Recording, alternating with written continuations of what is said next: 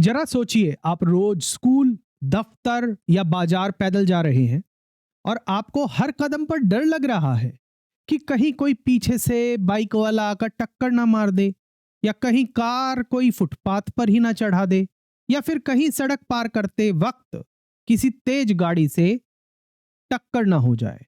अब सोचिए, अगर सुप्रीम कोर्ट खुद ये कह रही है कि सड़क पर सुरक्षित चलने का अधिकार संविधान के अनुच्छेद 21 के तहत जीवन के मौलिक अधिकार का हिस्सा है।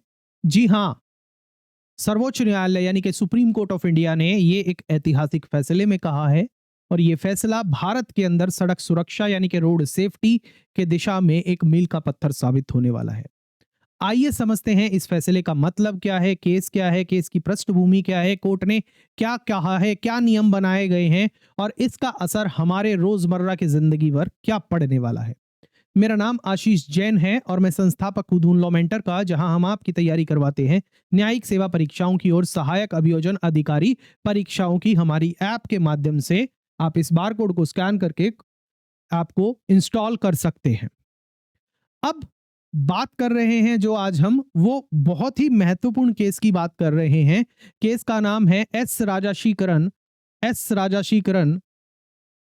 Versus union of India. ये केस कोई नया नहीं है, 1988 से केस ये चला आ रहा है और अभी तक ये चल रहा है। इस पे बीच बीच में सर्वोच्च न्यायालय ने बहुत महत्वपूर्ण दिशा निर्देश दिए हैं। ये एक पब्लिक इंटरेस्ट लिटिगेशन है और इस पब्लिक इंटरेस्ट लिटिगेशन का एक ही मकसद है, और वो मकसद है भारत में जो सड़क सुरक्षा है उसको सुनिश्चित करना।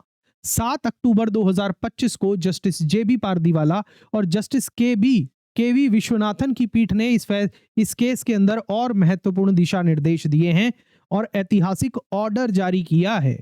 इस आदेश में सुप्रीम कोर्ट ने सभी राज्य सरकारों और केंद्र शासित प्रदेश को यह निर्देश दिया है कि वे मोटर व्हीकल एक्ट 1988 के तहत नए नियम बनाएं, विशेष रूप से धारा 138 सब सेक्शन 1A के तहत और धारा 210 डी के तहत। अब समझते हैं कि सेक्शन 138 सब सेक्शन 1A क्या कहता है। वो ये कहता है कि पैदल यात्रियों और गैर मशीनी वाहनों की सुरक्षा और उनकी गतिविधियों को निर्देशित करने के लिए इसके अंदर रूल बनाए जाएं। सर्वोच्च न्यायालय ने कहा कि जो धारा 138 है, सब सेक्शन 1 है, इसके तहत कौन से रूल बनाए जाएं? रूल बनाए जाएं किसके रेफरेंस में?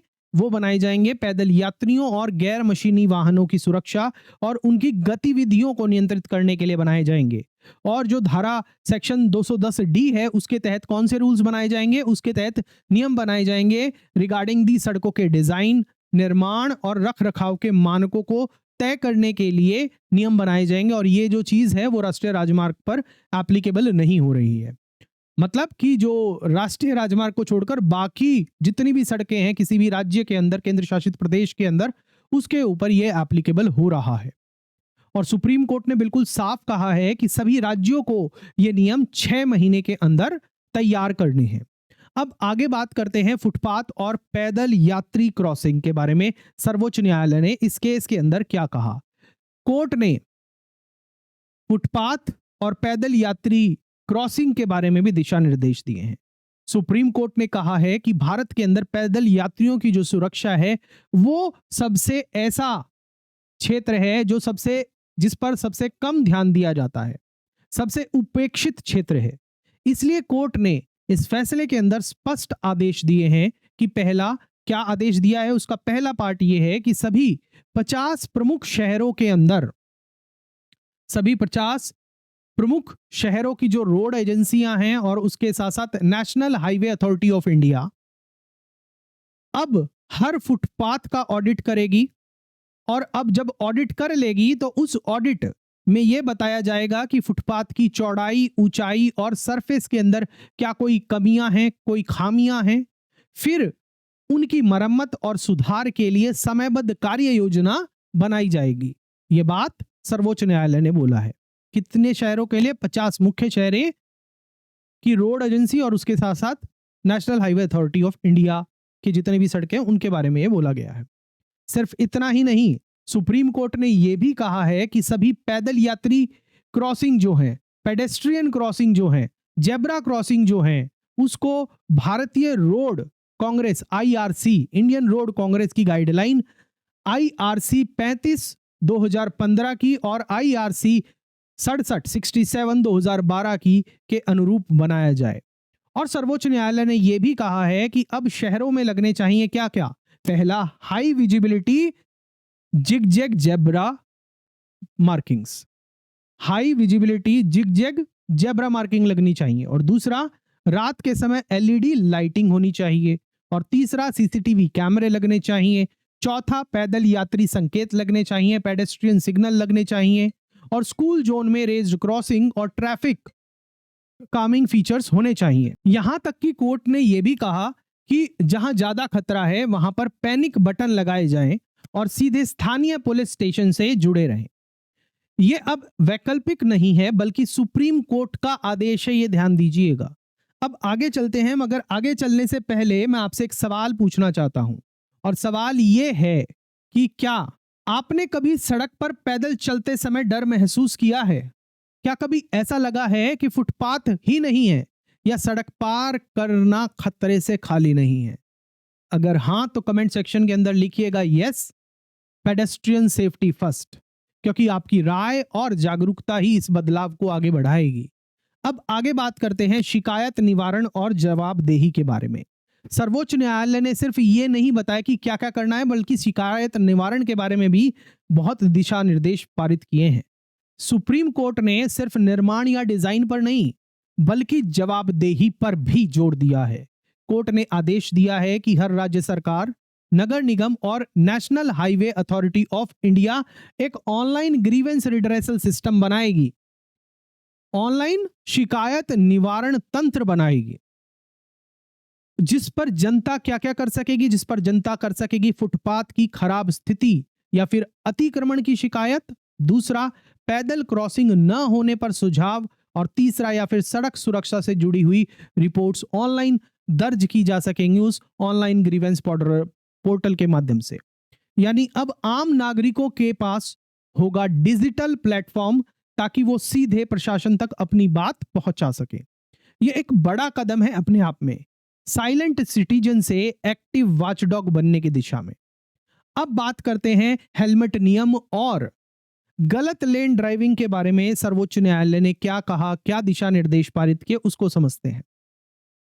सुप्रीम कोर्ट ने इस मामले में साफ कहा है कि सभी राज्यों और केंद्र शासित प्रदेशों को यह सुनिश्चित करना होगा कि हर दोपहिया वाहन और उसका जो सवार है और उसके पीछे अगर कोई यात्री बैठा हुआ है तो दोनों के दोनों हेलमेट लगाएं। यह जिम्मेवारी राज्य सरकार और केंद्र शासित प्रदेशों की है, उन्हें यह सुनिश्चित करना है। और इस चीज को लागू करने के लिए, इंश्योर करने के लिए ई एनफोर्समेंट जैसे कदम उठाए जाएं, यानी कि AI का इस्तेमाल किया जाए, कैमरे यूज किए जाएं और ऑटोमेटिक चालान वगैरह किया जाए। साथ ही कोर्ट ने यह भी निर्देश दिया है कि अगर कोई गलत लेन में गाड़ी चला रहा है तो उनके ऊपर सख्त कार्रवाई होनी चाहिए।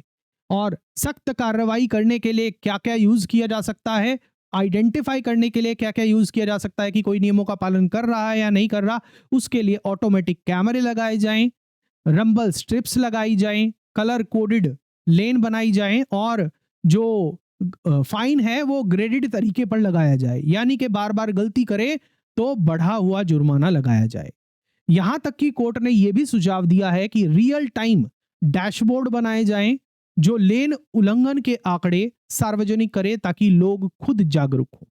जस्टिस पारदीवाला ने इस केस के अंदर एक बहुत ही महत्वपूर्ण टिप्पणी की, उसको समझिएगा। उन्होंने कहा कि सारी सफलता इस बात पर निर्भर करती है कि इन निर्देशों को कितना सख्ती से लागू किया जाता है। वही बात कि दिशा निर्देश तो बहुत पारित होते हैं मगर लागू कितने होते हैं, कहीं पता चले कि सुप्रीम कोर्ट की गाइडलाइन कागज के पन्ने पर दर्ज न रह जाए। उसी चीज को सर्वोच्च न्यायालय के न्यायाधीश JB पारदीवाला ने भी अपनी टिप्पणी में कह दिया कि इन नियमों की सफलता इस बात पर निर्भर करेगी कि निर्देशों को कितना सख्ती से लागू किया जाता है। अब बात करते हैं तेज रोशनी और अवैध हूटरों पर। जो तेज व्हाइट LED लगी हुई गाड़ियां आपने देखी है कि उनकी रोशनी बहुत तेज होती है। अगर रात को आप गाड़ी चला रहे हैं, सामने से वो व्हाइट LED वाली गाड़ी आ रही है तो आप बिल्कुल ब्लैंक हो जाते हैं, कुछ नहीं दिखाई देता। या फिर लाल नीली स्ट्रोब लाइट्स आपने देखी हो, और या फिर आपने हूटर्स तो बहुत बार देखे होंगे, इतनी तेज बजा के आते हैं लोग, कान के पर्दे फट जाए ऐसे। इनके बारे में सर्वोच्च न्यायालय ने कहा है कि परिवहन मंत्रालय यानी कि ministry of road transport and highways और ट्रैफिक पुलिस ये तय करेगी कि हेडलाइट की अधिकतम चमक कितनी होगी, हेडलाइट की अधिकतम चमक यानी कि रोशनी कितनी होगी, और उसका बीम एंगल क्या होना चाहिए, बीम कोण कितना होना चाहिए। और दूसरा, इस चीज को आप इंश्योर कैसे करोगे उसका भी तरीका सर्वोच्च न्यायालय ने ही बता दिया है कि पीयूसी टेस्टिंग और वाहन फिटनेस सर्टिफिकेशन के दौरान आप इस चीज को चेक कर सकते हैं, इसको लागू कर सकते हैं, और दिखे कि कोई गाड़ी नियम तोड़ रही है तो उसके खिलाफ सख्त जुर्माना और जब्ती कार्यवाही तक की जा सकती है, मतलब व्हीकल तक सीज किया जा सकता है, ऐसे प्रावधान बनाइए। कोर्ट ने यह भी आदेश दिया है कि सभी लाल नीली स्ट्रोब लाइट्स और अवैध हूटर्स पर पूर्ण प्रतिबंध लगे। साथ ही देश भर में जागरूकता अभियान भी चलाया जाए ताकि लोग ये समझें कि ये तेज रोशनियां और हूटर्स दुर्घटनाओं के लिए खतरे को और बढ़ाते हैं। अब बात करते हैं संवैधानिक और कानूनी महत्व की इस फैसले की। यह केस सिर्फ ट्रैफिक नियमों तक ही सीमित नहीं है, ये संविधान के अनुच्छेद 21 आर्टिकल 21 राइट टू लाइफ से भी जुड़ा हुआ है। पहले सुप्रीम कोर्ट ने मई 2025 के अंदर कहा था कि फुटपाथ और उपयोग करने वाले का अधिकार होगा कि अनुच्छेद 21 के तहत उसका जीवन का अधिकार होगा, उसका सेफ पैदल चलना अनुच्छेद 21 का हिस्सा है। अब इस केस के दौरान और ये दिशा निर्देश जारी करके सर्वोच्च न्यायालय ने इस अधिकार को, सुरक्षित पैदल चलने के अधिकार को मोटर व्हीकल एक्ट की धारा 138 सबसेक्शन 1A और सेक्शन 210D के तहत कानूनी रूप दे दिया है। कि मतलब जो सिर्फ फैसले में कहा था उसको ये बता दिया है कि सिर्फ हम अपने फैसले में नहीं कहा है, बल्कि अब इस कानून के मोटर व्हीकल एक्ट के सेक्शन 210D और 138 सब सेक्शन 1A के तहत यह हिस्सा है। यह आदेश बताता है कि कानूनी या दायित्व और नैतिक दायित्व दोनों अब साथ चलेंगे, यानी कि स्टैट्यूटरी ड्यूटी भी और कॉन्स्टिट्यूशनल मोरालिटी भी अब साथ चलने वाली है। यही है भारत के न्याय की असली ताकत। और अंत में हम अपने निष्कर्ष की तरफ चलते हैं तो अब मामला बिल्कुल साफ है, और उसके बाद एक सवाल है कि क्या यह फैसला सिर्फ कागजों पर रहने वाला है या फिर हकीकत में दिखने वाला है। एस राजशेखरन केस हमें यह याद दिलाता है कि हर फुटपाथ, हर जेब्रा क्रॉसिंग और हर ट्रैफिक सिग्नल सिर्फ इंफ्रास्ट्रक्चर नहीं है बल्कि जीवन की सुरक्षा का भी प्रतीक है।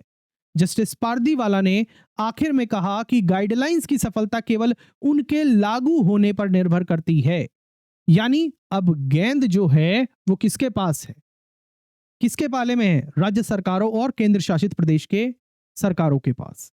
क्या वे 6 महीने के अंदर ये नियम बना पाएंगे या फिर ये आदेश भी बस एक कागज की रिपोर्ट बनकर रह जाएगा और कहीं पर धूल फाकेगा। क्या आप जानते हैं, आप मानते हैं कि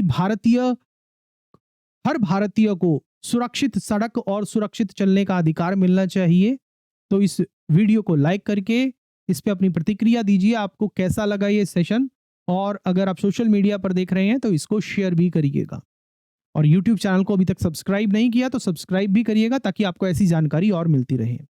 और हाँ, कमेंट सेक्शन के अंदर एक बात जरूर बताइएगा, बहुत इंपॉर्टेंट, क्या आपको लगता है कि राज्य सरकारें वाकई में 6 महीनों में ये नियम बनाएंगी या नहीं बनाएंगी? अपनी राय कमेंट सेक्शन के अंदर जरूर दीजिएगा। और आप न्यायिक सेवा परीक्षाओं की, सहायक अभियोजन अधिकारी परीक्षाओं की तैयारी कर रहे हैं तो आप गूगल प्ले स्टोर से या फिर बारकोड को स्कैन करके हमारी दून लॉ मेंटर ऐप को इंस्टॉल करके हमारे कोर्सेज में एनरोल कर सकते हैं। अभी दिवाली सेल भी चल रही है तो आपको काफी डिस्काउंट भी वहां पर मिल जाएगा। मिलता हूं मैं आपसे अगले वीडियो में। जय हिंद।